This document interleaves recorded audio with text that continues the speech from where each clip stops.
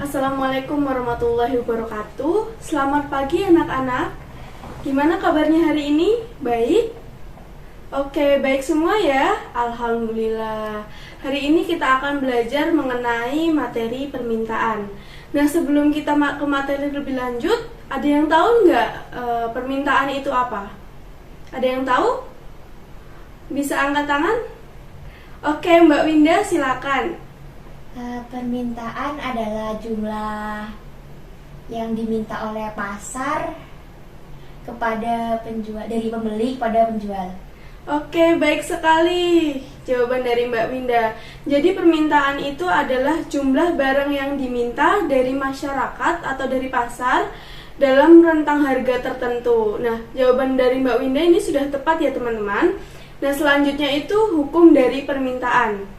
Nah, hukum dari permintaan ini, apabila harga naik, maka jumlah barang yang diminta akan turun. Nah, sebaliknya apabila harga turun, maka jumlah barang yang diminta akan naik. Nah, di sini Ibu sudah siapkan kurva permintaan. Mari kita buktikan tentang hukum permintaan yang telah dijelaskan sebelumnya. Nah, misalkan di sini ada P1 ya. P1 misalnya 100. Nah, maka kita bisa tarik garis titik-titik di sini sampai menuju garis, dan ini kita tarik ke bawah sampai menyentuh garis Q.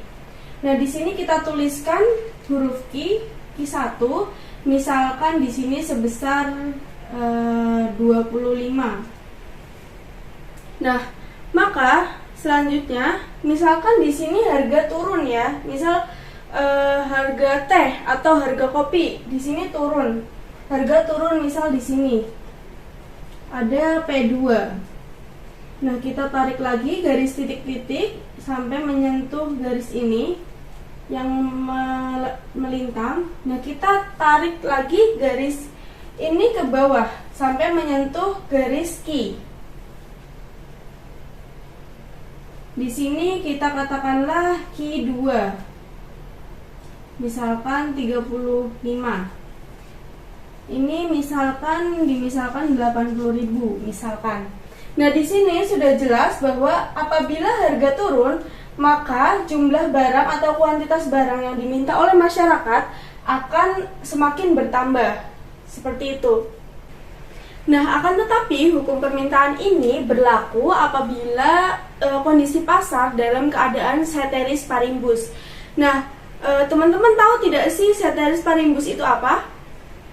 Ada yang tahu? Yang tahu bisa angkat tangan ya teman-teman. Oke, kalau belum tahu, Ibu akan jelaskan sedikit terkait kondisi pasar ceteris paribus. Nah, ceteris paribus di sini adalah suatu asumsi dalam ilmu ekonomi di mana faktor-faktor lain itu tidak berubah seperti itu. Jadi di sini asumsinya adalah kondisi pasar dalam keadaan normal ya.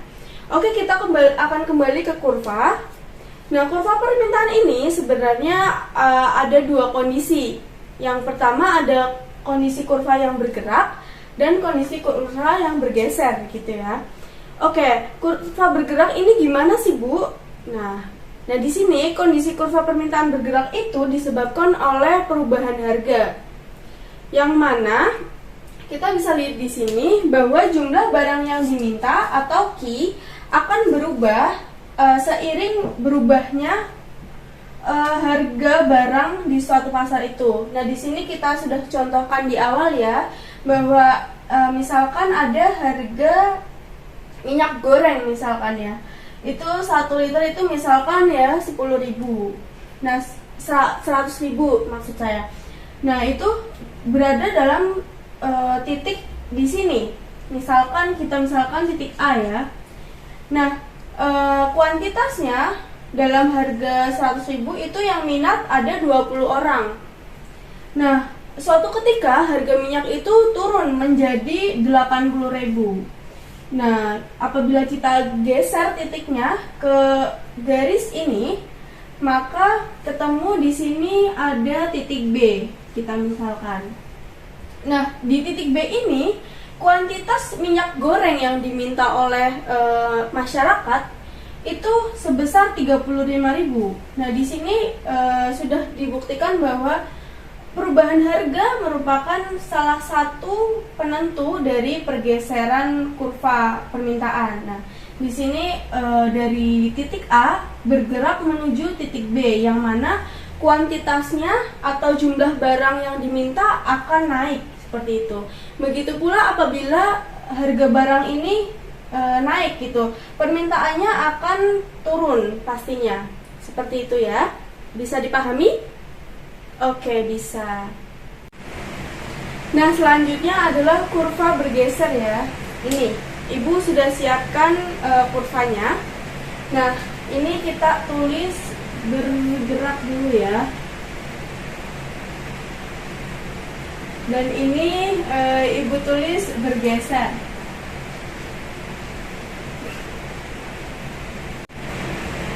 Nah, kondisi kurva permintaan bergeser itu disebabkan oleh faktor selain harga ya teman-teman. Nah, tadi kan sudah dijelaskan nih bahwa faktor harga itu berpengaruh pada pergerakan dari kurva permintaan. Nah, apabila kurva permintaan bergeser itu berarti kebalikannya. Jadi selain harga, seperti itu ya. Nah, misalkan apa Bu? Misalkan pendapatan masyarakat. Apabila pendapatan masyarakat itu sedikit, maka konsumsinya sudah dipastikan akan lebih sedikit, dan permintaan barang dan jasa pun akan cenderung sedikit seperti itu ya. Apabila ada kenaikan dari pendapatan masyarakat, maka sudah dipastikan bahwa permintaan barang dan jasa juga akan ikut naik. Nah, Ibu akan kasih contoh salah satu faktor yang mempengaruhi bergesernya kurva permintaan. Nah, misalkan nih permintaan jas hujan ya. Nah, sekarang kan lagi musim hujan ya teman-teman. Jadi pastinya permintaan dari jas hujan akan meningkat gitu. Walaupun harga jas hujan itu tetap ya. Nah, di sini kita gambarkan ini permintaan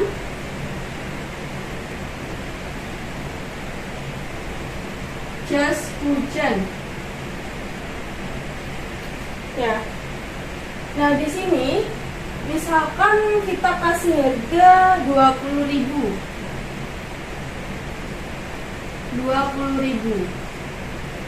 Nah, kita bisa tarik garis ini.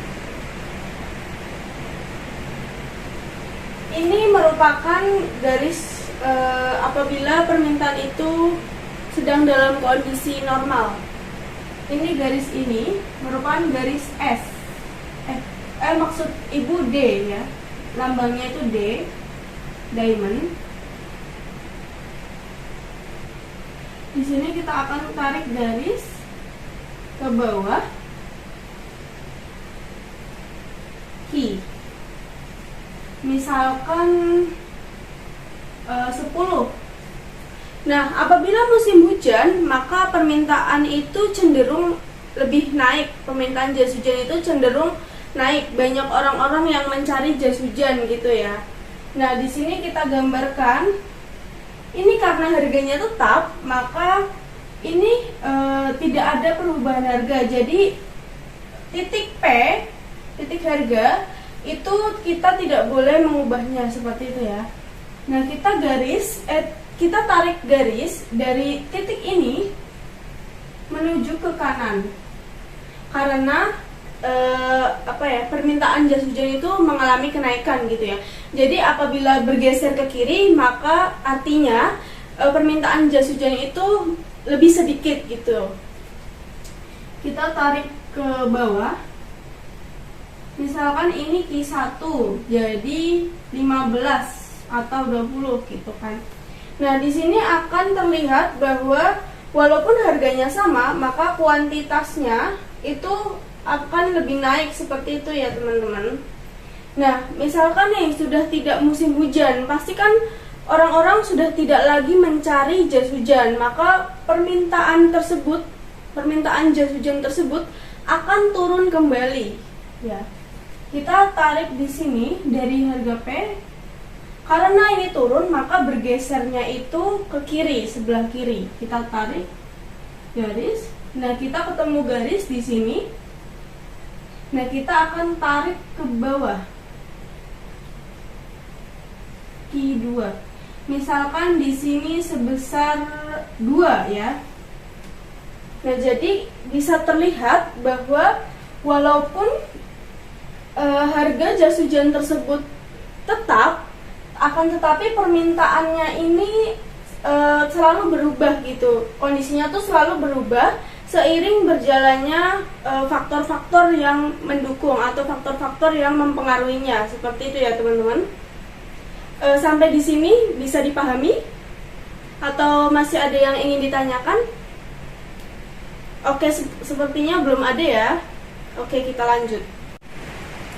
Selanjutnya adalah faktor-faktor yang mempengaruhi permintaan. Nah, tadi kan sudah dijelaskan ya dua faktor. Yang pertama adalah harga barang itu sendiri yang mana mempengaruhi pergerakan dari kurva permintaan, dan tadi cuaca atau iklim ya yang mana mempengaruhi bergesernya kurva permintaan. Nah, sebenarnya ada banyak sekali faktor yang mempengaruhi kurva permintaan ini. Nah, yang selanjutnya itu ada pendapatan masyarakat. Nah, pendapatan masyarakat tadi sudah dijelaskan bahwa apabila masyarakat memiliki pendapatan yang banyak atau mengalami kenaikan, maka konsumsi masyarakat tersebut juga akan meningkat, yang menyebabkan jumlah barang yang diminta oleh masyarakat juga akan meningkat. Seperti itu ya.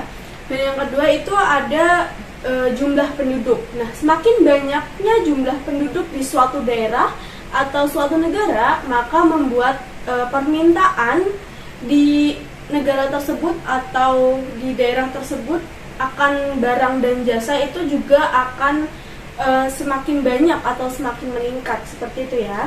Dan selanjutnya adalah hubungan dengan barang lain atau barang substitusi dan barang komplementer, seperti itu. Nah, contohnya apa sih? Contohnya misalkan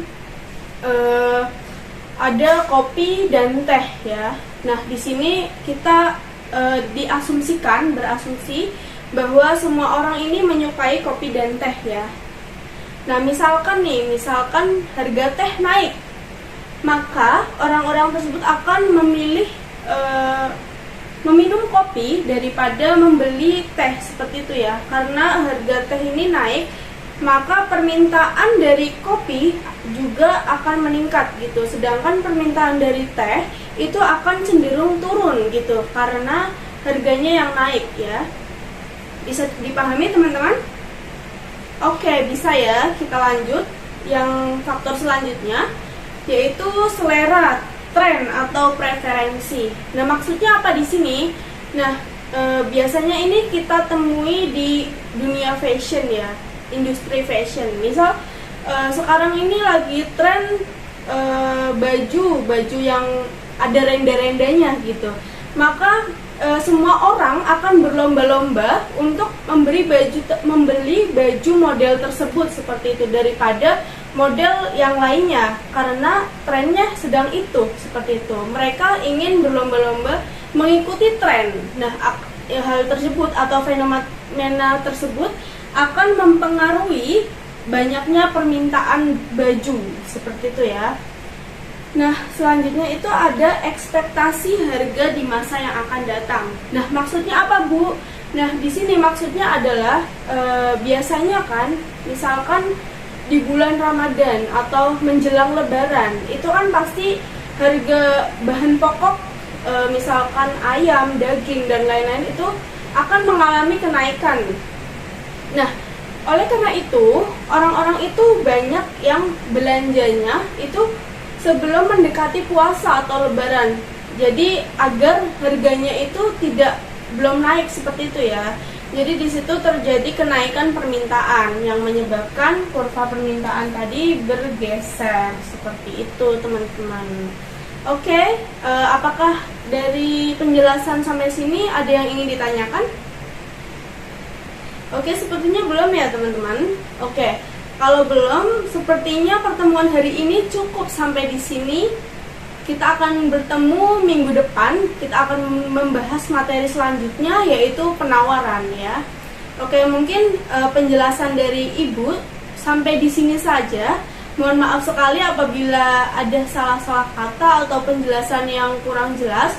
Mungkin dari teman-teman yang belum paham atau belum memahami materi bisa tanya ke Ibu langsung melalui chat atau di grup WA ya. Oke, terima kasih perhatiannya. Wassalamualaikum warahmatullahi wabarakatuh.